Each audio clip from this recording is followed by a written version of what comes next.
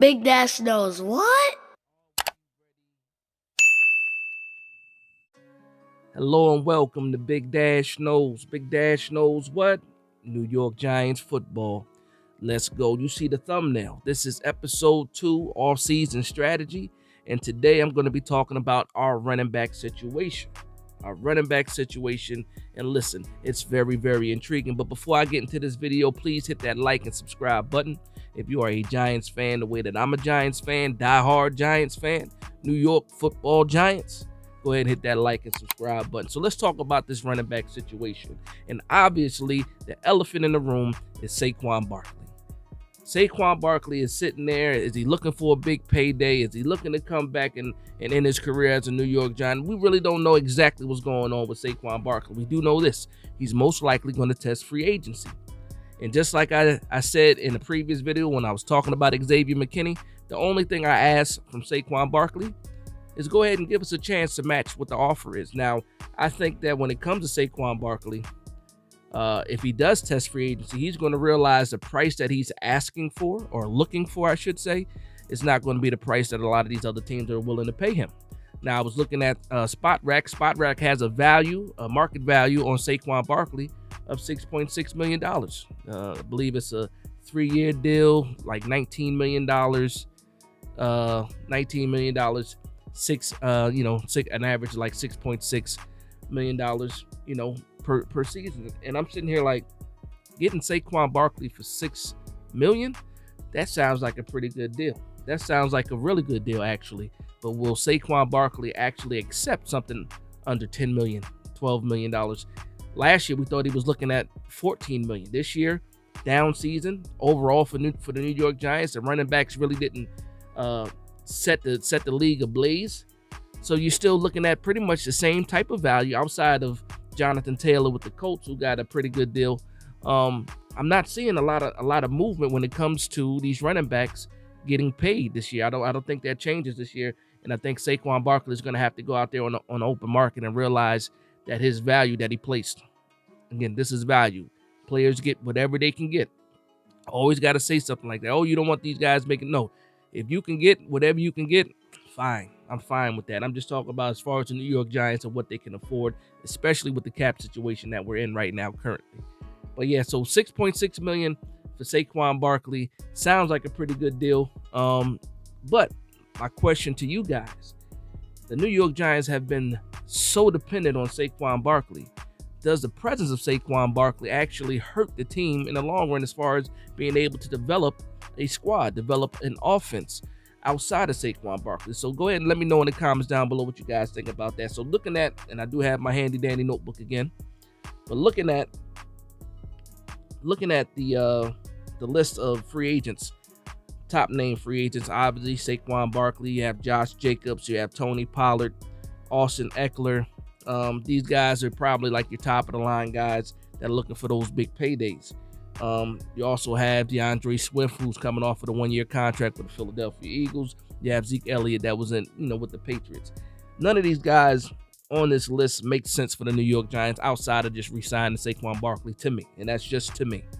When I look at some other guys, some other names on the list that are intriguing to me, and depending on the situation that happens with Saquon Barkley, I look at names like Kareem Hunt. I look at names like a Zach Moss is intriguing because of his history. Played for the Bills, played under Brian Dable. And then a name that's really intriguing on my list, and I think should be a target for the New York Giants, whether you get Saquon Barkley back or not. Maybe if you get Saquon Barkley back, probably not, because it's just too much money. But A.J. Dillon. A.J. Dillon is a player that I'm looking at like, we need that type of physicality in the NFC East. We need a bruiser. We need a thumper. We haven't had a thumper in a long time. And a guy like A.J. Dillon, to me, with the New York Giants, I think that's a fantastic. Now, he didn't play in yesterday's playoff game because he had I believe he was inactive due to a thumb and neck issue. I don't believe it's anything major. He did play pretty much the whole season, but couldn't go for the playoff game. But A.J. Dillon is a name that I would consider the New York Giants to sign as far as big names out there on the market. Now, when I look at the running back room for the New York Giants, we currently have 4 running backs under contract. We have Gary Brightwell, we have Eric Gray, we have Ja'Shawn Corbin, and we have Deion Jackson. Now, 3 of those 4 guys only have a 1-year deal, only through 2024. And that's Gary Brightwell, Eric Gray, and Deion Jackson. The only guy that has multiple years on the contract as a running back is Eric Gray. Now, and this goes back to my first question regarding Saquon Barkley possibly hurting the progression of the New York Giants. We really don't know what we have with Eric Gray. We drafted him in the 5th round. The man has some fantastic tape when you look at him coming from Oklahoma. And it's a shame that he didn't get more carries. Now, we forced him out there to return punts. He wasn't good at returning punts. And because he wasn't good at returning punts, it's like we forgot about him entirely when it comes to the offense. Like, I think that instead of giving those touches to Breda, split some of that load with Barkley, you should have gave Eric Gray some more carries. Now, we saw him, flash a little bit, like just a little bit flash. He had that tough run. He's one cut and go type of player. He does have some shiftiness to him. He's not the fastest, but I think we did ourselves a disservice by not allowing other running backs to get more carries this year. And, we kept giving the load to Saquon Barkley. Even when Saquon Barkley was hurt, we decided to go with Matt Breda. And I think that really hurt the development of some of the younger guys on the team. Ja'Shawn Corbin spent most of the year on the practice squad. Always has a pretty good showing in preseason. He was in his 2nd year, coming out of Florida State. Ja'Shawn Corbin is also intriguing, but we don't know what he is yet because we haven't really seen him. And then Deion Jackson, undrafted free agent from the Colts, we picked up. Didn't see any playing time either. So I think we hurt ourselves. We had a real opportunity, especially and Gary Brightwell as well. We saw Gary Brightwell more in the 2022 season than we did in the 2023 season. That might be due to some injuries and stuff like that. And the way that we did our roster was a little bit crazy to me because certain guys we put on IR that probably really didn't need to be on IR, but we needed the roster space. So it was like a little bit of poor management when it came to the New York Giants in that running back room. But we just did not get a chance to see what these running backs can do. And right now we're looking at the 2024 season, and we got a lot of question marks at running back and not a lot of money.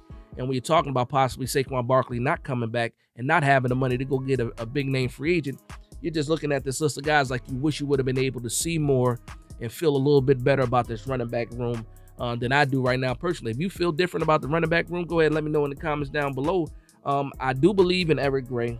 I still like Gary Brightwell, but I think that it's just not enough right now, and we don't have the money to address it like we should address it. But we're also still building and rebuilding this team up. So I think those guys have a chance to prove that they can be, a good rotational group. But all in all, just not enough information right now to make you feel good about the running back room. Now, I do feel good about the hire at the new running back coach, Joel Thomas, out of from the Saints. Been there a long time, has a long coaching history in the NFL and also, in college. He was there for Alvin Kamara's entire career, and he's still going.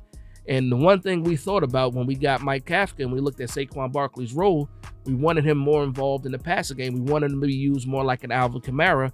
And now we got a coach that have seen Alvin Kamara. Maybe he can get that out of the guys that we have right now, because we do have some guys with a certain skill set. It's just not been proven on the field so far. So overall, I think the New York Giants don't go big. If it's not Saquon Barkley, I don't believe they don't go big as far as free agency and grabbing a running back. I do like the A.J. Dillon idea. It's just one of those thumper guys, that kind of attitude you need, in New York and in the NFC East. But I'm really thinking, and I'm leaning towards the draft this year at running back. And there's a nice sweet spot in that 4th round. In that 4th round where there's some names of some prospects that are coming out this year. And I got a list here of some of those guys that should be around that 4th round, should be available in that 4th round for the New York Giants to be able to go get. And the number 1 name on that list is Braylon Allen. Braylon Allen, like Corey Dillon, a bigger running back, a physical running back. Something that, again, I keep saying that, like, the New York Giants need in this offense, need in this division. They need that physical runner, that between the tackles, hit the whole type of running back. And Braylon Allen can fit that. Also, sneaky athletic, can do a little bit of everything. Another name I have is Donovan Edwards. And he's out of Michigan. We know he had the fantastic game in the championship. He split some time with Blake Corum, dealt with some injuries. Blake Corum is on my list too, but I don't believe Blake Corum makes it to the 4th round. It's possible that he can make it to the 4th round, but I think that he might go a little bit sooner. If he's in there, Blake Corum would be a good addition to this team. And then lastly, out of Notre Dame, was it Audric Estime, another big bruiser type, faster than you think, quicker than you think, a nice thumper, versatile as well, has some pretty good feet for a man his size. But yeah, I think that the New York Giants' best shot is to address the running back position in the draft instead of trying to spend money that we don't have. Again, the Saquon Barkley situation is the Saquon Barkley situation, and as soon as that domino falls into place, we'll know exactly where the New York Giants are going to go when it comes to a running back. Now, there might be some more veterans on the list. You might see some cap casualties when we get closer to free agency. I'm probably go ahead and come back to this subject and talk about the running backs a little bit more once we get some more names and we can get through the combine and stuff like that. But yeah, that's my, I guess, off-season strategy when it comes to the New York Giants running back room. And if you made it this far, please, and you haven't subscribed to this channel, go ahead and hit that like and subscribe button. I appreciate that. So I want to thank everybody for vibing with me. Please like, comment, and subscribe. And from one Giants fan to another, this is Big Dash Knows Big Blue Nation. Let's go.